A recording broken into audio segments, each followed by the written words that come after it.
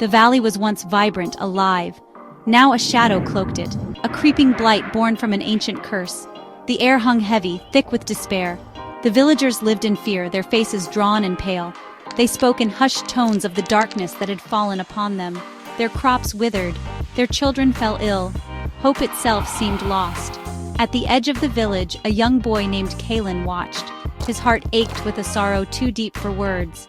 The blight had taken his family, leaving him alone. He clung to the memory of their love, a flicker of warmth in the encroaching cold. It fueled his determination. He would find a way to break the curse, for his family, for his village, for himself. Kalen refused to accept this fate. He would fight for his home. He would find a way to bring back the light.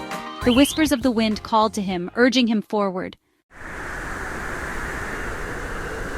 The wind carried stories, tales whispered from generation to generation, legends of a time before the blight. Kalen listened, his heart pounding with a desperate hope.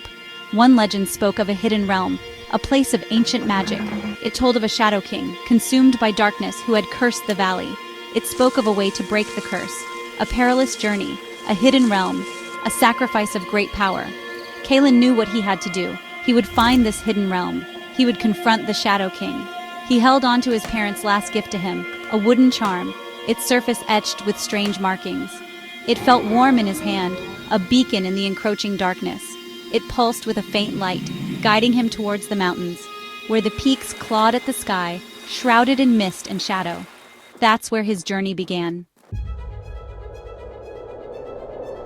The mountains were treacherous. Each step was a battle against the elements. Wind howled like a banshee, trying to tear him from the path.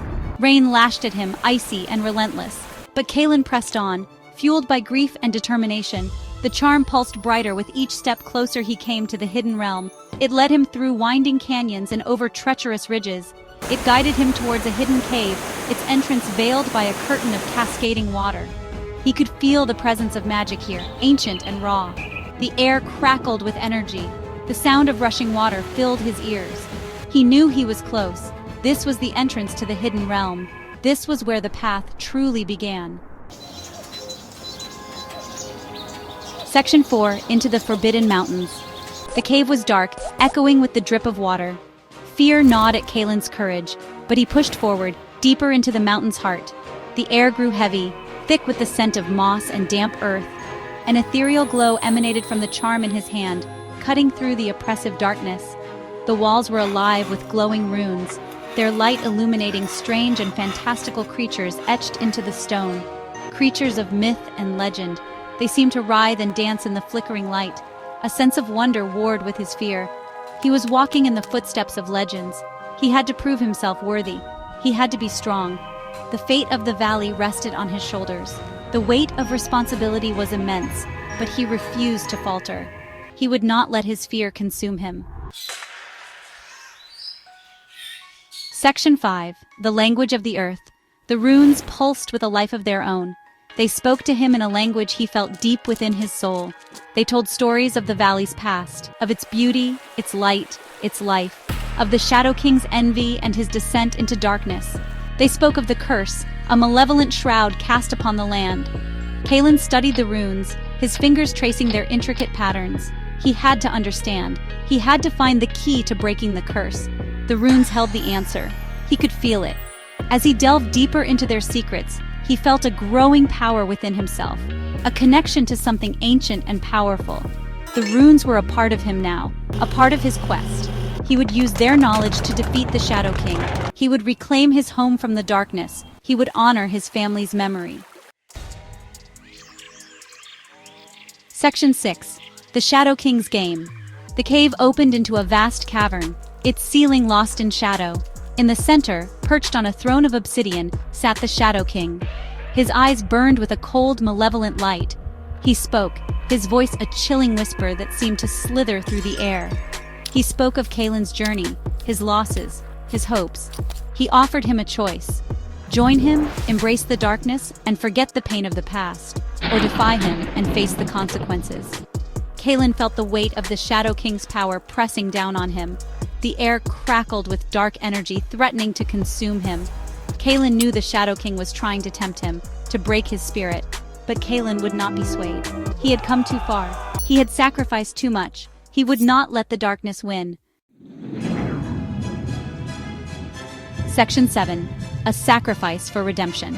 The cavern echoed with the clash of light and shadow as Kaelin fought. The Shadow King, a being of pure darkness, lashed at him with tendrils of shadow. Kaelin fought back, the charm his only weapon, its light a beacon against the encroaching darkness. He called upon the power of the runes, their ancient magic surging through him. The battle raged, a whirlwind of desperation and defiance. The Shadow King offered him power, whispered promises of vengeance. But Kaelin knew the truth. The Shadow King offered only oblivion, a hollow victory that would consume him as it had consumed the valley. He would not sacrifice his soul. He would not become the very thing he fought against. The legend was true. Breaking the curse required a sacrifice, not of blood, but of something far more precious: hope. The Shadow King fed on despair, grew stronger with each flicker of doubt. Kaelin clung to the memory of his family, their love a shield against the darkness. He poured his grief, his rage, his love into the charm, the wood growing warm in his hand. The light intensified, banishing the shadows, forcing the Shadow King back. He screamed in rage and pain as the light consumed him, his form dissolving into motes of darkness. The cavern trembled, the curse breaking like shattering glass. Light flooded in, bathing the valley in its warmth. Kaelin emerged from the mountain, blinking against the unfamiliar sunlight. The valley was alive once more. Flowers bloomed, their petals drinking in the light. Laughter echoed through the village, children playing in the newly green fields. Kaelin had sacrificed his hope, poured it into the land. But in its place bloomed a new hope, shared by all. The valley was free, and Kaelin finally was home.